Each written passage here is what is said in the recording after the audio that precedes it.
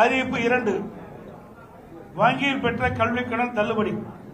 மாணவர்கள், இளைஞர்கள், பெற்றோர்கள் நலன் காக்கும் பொருட்டு வங்கிகள் பெற்ற கல்வி கடன் தள்ளுபடி செய்யும் வகையில் அத்தொகையை அரசே ஏற்கும்.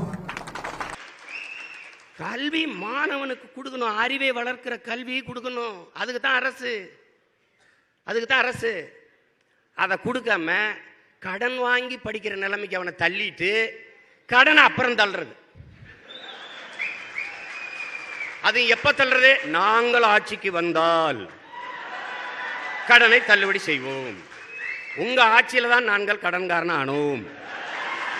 நான் கேட்கிறது தரமான கல்வியை கொடு, கல்விக்கேற்ற வேலையை கொடு, வேலைக்கேற்ற சம்பளத்தை கொடு, அதை கொண்டு பெருமையாக வாழ்கிற வாழ்வை கொடு. இதுதான் எங்களுக்கு தேவை. நீங்க என்ன நல்ல ஆட்சியை ஒரு அரசு கொடுத்திருந்தால் இந்த திட்டங்களை அறிவித்து வாக்கு பெற வேண்டிய தேவை இருந்திருக்காது.